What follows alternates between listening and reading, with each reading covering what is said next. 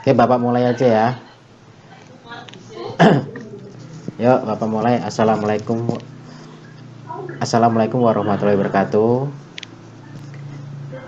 Waalaikumsalam warahmatullahi Hari ini kita akan melakukan perkuliahan mata kuliah RPL. Bapak langsung aja materinya Bapak kirim, share. Ini yaitu pemodelan perangkat lunak.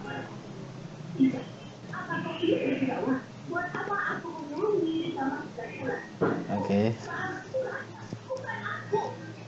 Pemodelan sistem perangkat lunak ya. Topiknya itu kita membahas tentang model konteks, model interaksi, model struktural, model perilaku, dan rekayasa berbasis model. Bahas kita pemodelan sistem. Pemodelan sistem adalah proses pembuatan model abstrak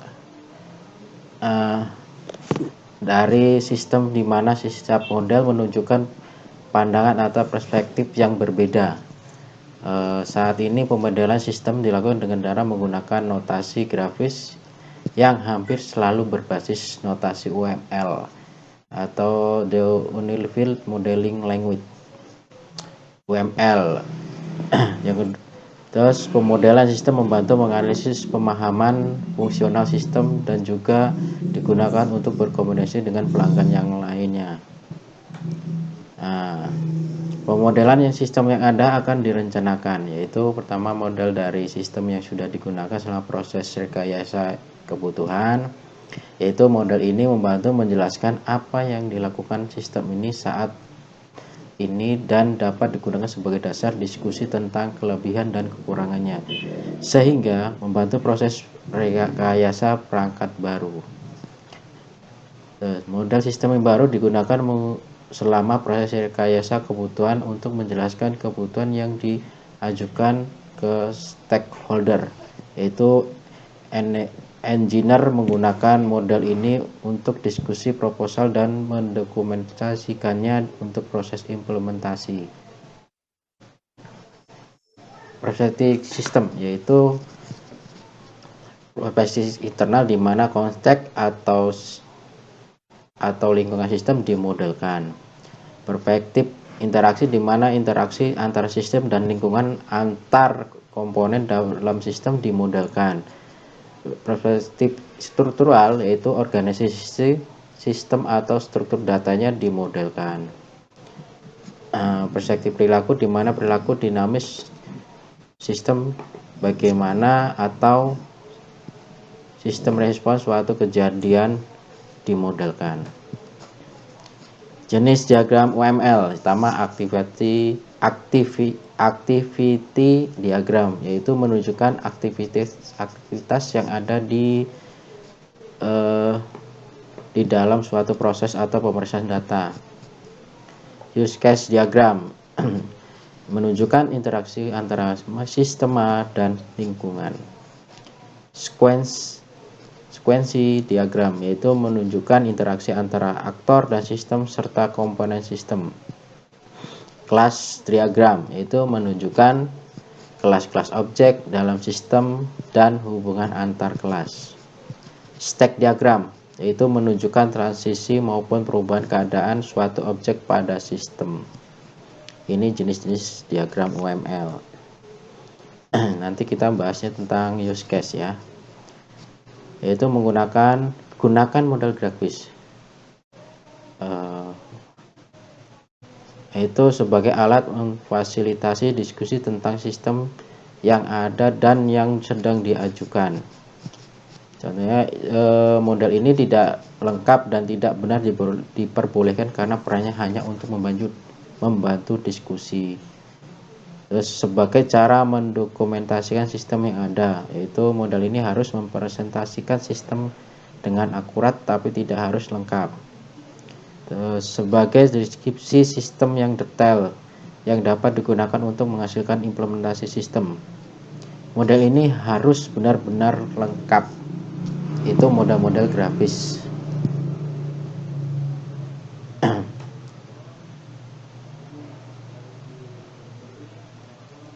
Ngelek nih.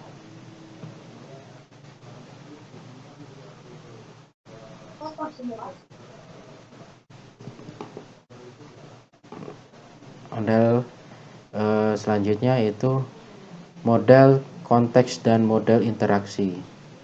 Model konteks yaitu model konteks digunakan untuk mengilustrasikan lingkungan operasi sistem. Model ini menunjukkan apa yang di luar batasan sistem. Perhatikan sosial dan organisasi mungkin akan mempengaruhi keputusan penempatan batasan sistem. Terus model arsitektur menunjukkan hubungan sistem dengan sistem yang lainnya. Maksudnya model konsep itu mana batasan yang kita gunakan. Jangan sampai melebihi, nanti dalam program tersebut jangan lebih dari batasan sistem yang kita tentukan. Kita kalau misalnya melebihi berarti itu bukan batasan, berarti masih menyeluruh. Makanya dalam pengambilan hipotesa yaitu kita tentukan batasan sistem yang kita gunakan. Nanti kan di deskripsi kalian nanti mesti ada batasan sistem. Nah itu penting, karena kalau kalian tidak ada pembatasan sistem maka skripsi kalian itu akan melebar sangat jauh, seperti itu loh, maksudnya di penempatan batasan sistem. Nah seperti ini tadi, itu ditetapkan untuk menentukan apa yang ada di dalamnya dan di luar sistem.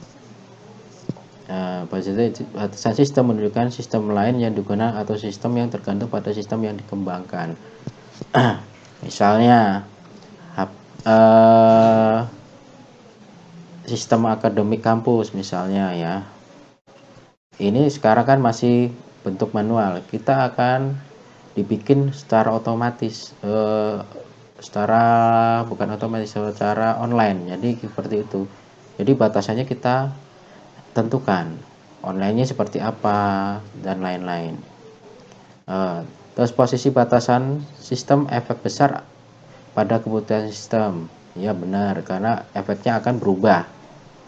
Menentukan batasan sistem adalah mempertimbangkan politis, yaitu mungkin ada tekanan untuk mengembangkan batasan sistem yang meningkatkan atau mengurangi pengaruh atau beban kerja dari beberapa bagian organisasi. Itu.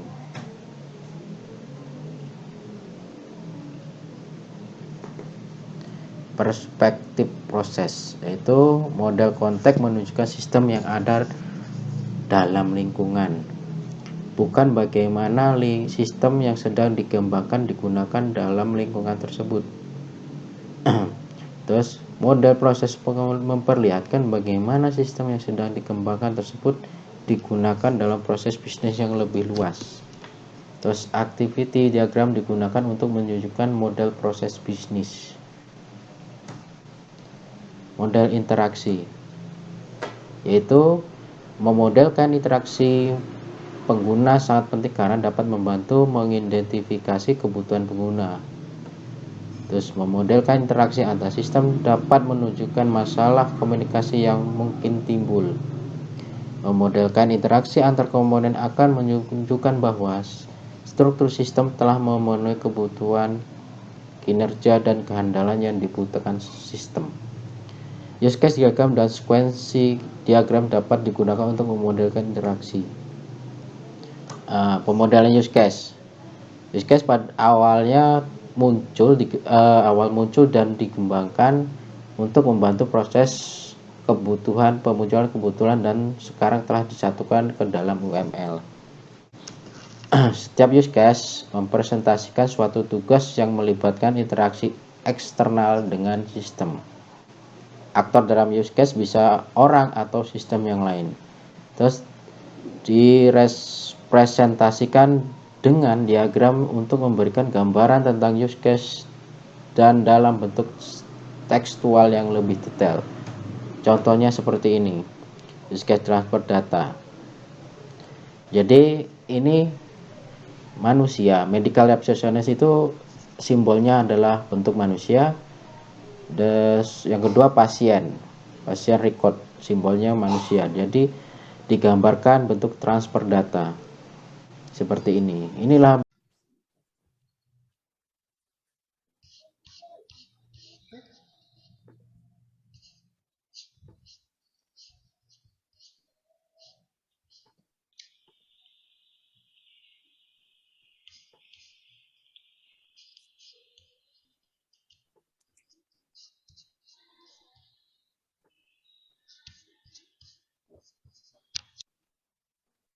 Yang bisa itu ini ternyata hostnya.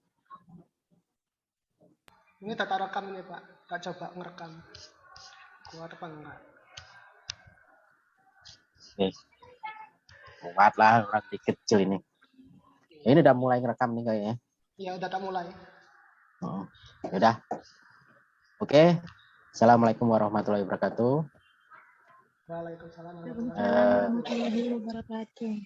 Hari ini kita akan melakukan perkuliahan mata kuliah RPL atau Rekayasa Perangkat Lunak. Di sini kita akan mendengarkan presentasi kelompok 6, yaitu Bapak silakan ini. Apa Rian? Ini duluan. Ya, silakan. Di sini kita akan membahas tentang permodelan sistem atau PL. Topik yang akan dibicarakan itu model konteks, model interaksi, model struktural, model perilaku. Pertama, permodelan sistem. Permodelan sistem adalah pembuatan model abstrak dan sistem menunjukkan pandangan atau perspektif yang berbeda. Tadinya permodel dilakukan dengan menggunakan notasi hampir selalu berbasis UML atau the default modeling language. Pemodelan sistem membantu analisis memahami dan juga digunakan untuk berkomunikasi dengan pelanggan. Permodelan sistem yang ada dan model sistem yang sudah ada digunakan selama proses rekayasa kebutuhan. Model ini membantu menjelaskan apa yang dilakukan sistem saat ini digunakan sebagai data dan kekurangannya, sehingga membantu proses rekayasa baru. Model sistem yang baru digunakan selama proses rekayasa untuk menjelaskan kebutuhan yang diajukan ke stakeholder. Engineer merupakan model ini untuk mendiskusikan proposal dan mendokumentasikannya untuk proses implementasi.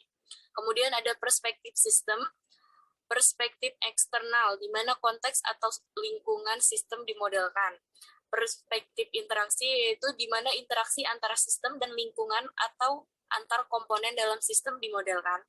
Perspektif struktural, yaitu organisasi sistem atau struktur datanya dimodelkan. Kemudian ada perspektif perilaku, di mana perilaku dinamis sistem atau bagaimana sistem merespon suatu kejadian dimodelkan. Di sini juga ada jenis diagram UML. Yang pertama ada activity diagram, yaitu menunjukkan aktivitas-aktivitas yang ada dalam suatu proses atau pemrosesan data. Kemudian ada use case diagram, menunjukkan interaksi antara sistematis dan lingkungannya, sistem dan lingkungannya. Yang ketiga itu ada sequence diagram, yaitu menunjukkan interaksi antara aktor dan sistem, serta antar komponen sistem. Yang keempat ada diagram, class diagram, menunjukkan kelas objek dalam sistem dan hubungan antar kelas. Yang terakhir ada state diagram, menunjukkan transisi maupun perubahan keadaan suatu objek pada sistem. Kemudian yang selanjutnya yang memfasilitasi diskusi tentang sistem yang ada dan yang sedang diajukan. Model ini tidak lengkap dan tidak benar diperbolehkan karena perannya hanya untuk membantu diskusi. Seharusnya mempresentasikan sistem dengan akurat, tapi tidak harus lengkap. Kemudian sebagai deskripsi sistem yang detail yang dapat digunakan untuk menghasilkan implementasi sistem. Dilanjutkan oleh Mas Rian. Oke, selanjutnya model konteks dan model interaksi. Model konteks. Model konteks digunakan untuk mengilustrasikan lingkungan operasional sistem model. Model ini menunjukkan apa yang ada di luar batasan sistem. Perhatian sosial dan organisasi mungkin akan mempengaruhi keputusan penempatan batasan sistem.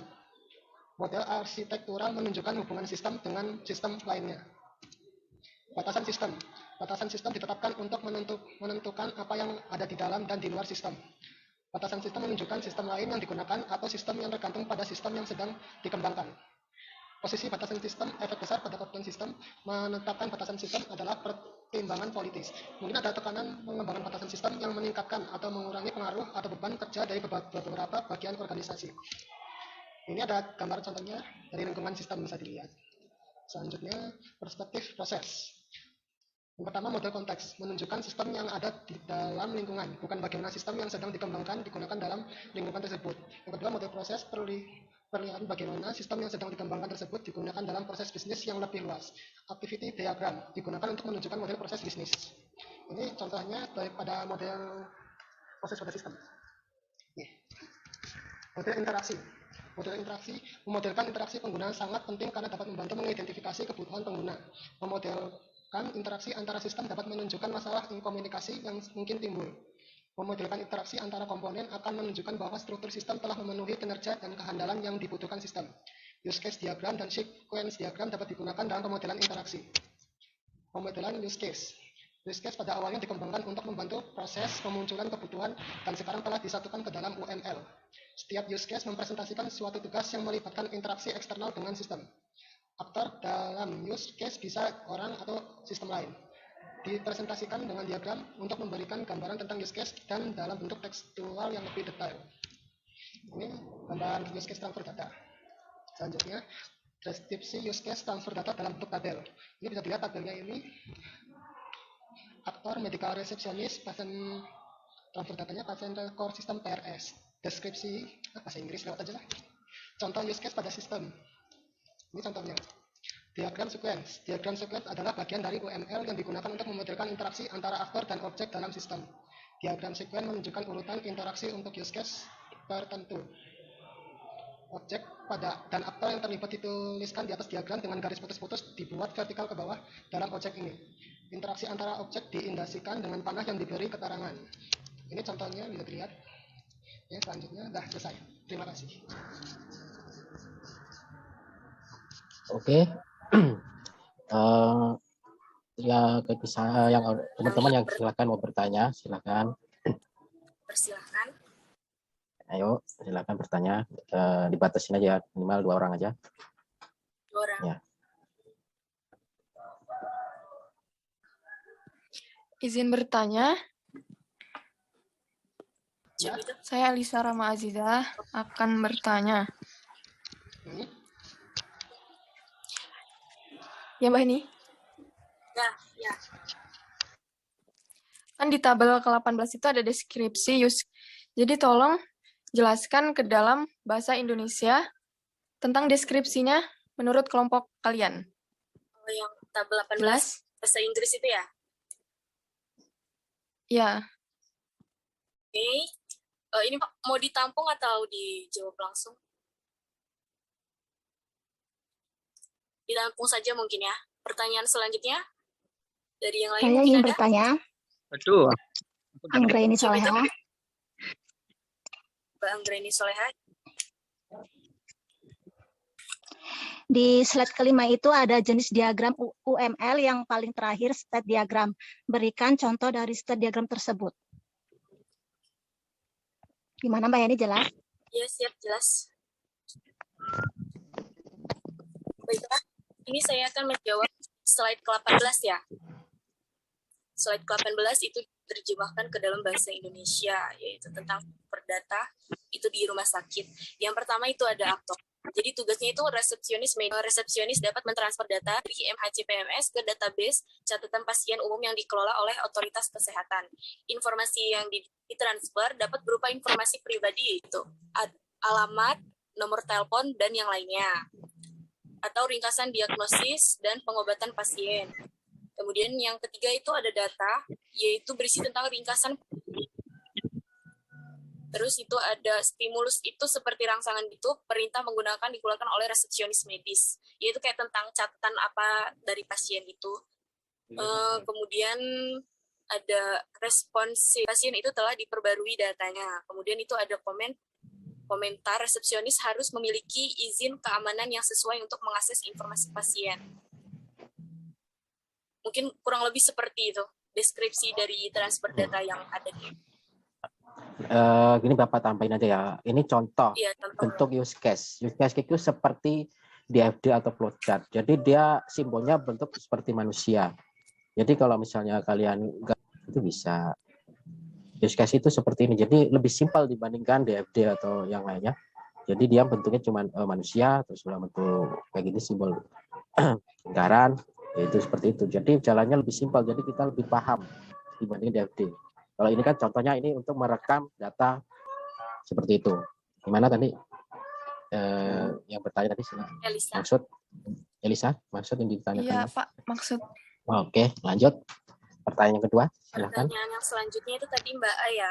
diagram slide kelima ya, diagram UML yang paling terakhir yaitu state diagram. Contoh dari Ya, di sini saya ada contoh lain sih tentang state machine diagram itu. Dari pengertiannya itu salah satu jenis diagram pada UML yang menggambarkan system. Contohnya saja misalnya di sini kita ada kalau kayak pengen ganti password di Facebook, itu kan kita harus login, minta user pada password baru, nanti kan memasukkan nomor HP, konfirmasi, kemudian invalid mengirimkan password yang kode gitu untuk memasukkan password baru. Kemudian setelah itu kita masukin password yang baru, setelah itu kan kita Facebook itu sendiri. Contohnya di situ sih, kalau menurut saya tentang perubahan. Soalnya saya dari baca materi, kebanyakan seperti itu, seperti perubahan pada password. Bapak tambahin aja. Jadi yang dimaksud state diagram itu perubahan, jadi transisi. Misalnya ada penambahan, jadi penambahan objek, misalnya ada penambahan kayak tadi data pasiennya kan berobat jalan atau berobat rawat ini, harus ada transisinya, seperti itu yang dimaksud. Mengerti? Atau ada perubahan yang ada tadi ditambah ya, kan ini penambahan aja, tadi jawabannya ini tadi udah benar, tapi Bapak tambahin lagi. Oke? Iya Pak, maksud Pak. Oke. Ayo Rian. Ya Pak. Udah ada, silakan ditutup aja presentasinya karena satu lagi udah... ini Pak. Oh, silakan. Di chat ini si Bastian nanya nih di chat. Kelas diagram slide 6 menunjukkan kelas objek. Nah, kelas objek itu apa aja? Si Bastian tanya di chat.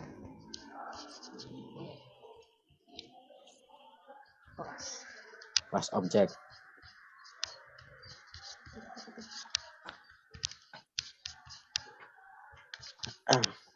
Ada contoh use case-nya nggak? Jadi dikasih tahu. Contohnya ada, sebentar.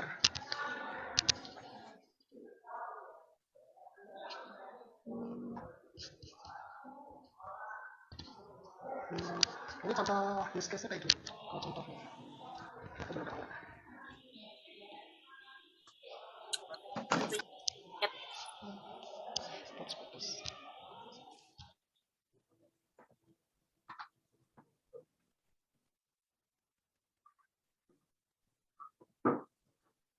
Mas Yan, bisa dijelaskan tentang contoh dari use case diagram itu dari pemesanan tiket? Suaranya putus-putus di sini suaranya, nggak dengar. Ulangi lagi. Dijelaskan saja itu. Oh, jelasin. Tentang pemesanan tiket yang ada. Ya. Oke, keterangan dari gambar use case diagram ini itu tugas masing-masing aktor.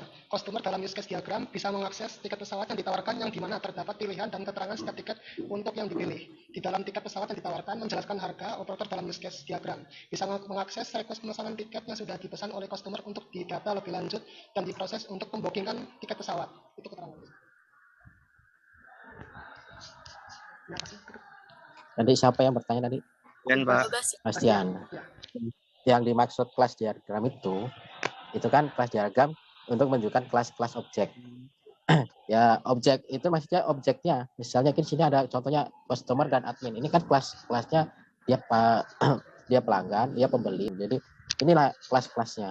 Misalnya di kampus, kelas-kelasnya ada kajur, ada ketua, ada dosen, ada mahasiswa. Itu kan kelas-kelasnya. Yang dimaksud seperti itu dalam objek. Menunjukkan objek-objeknya itu seperti itu, fungsinya masing-masing apa, seperti itu dalam objek, seperti itu buat Stian.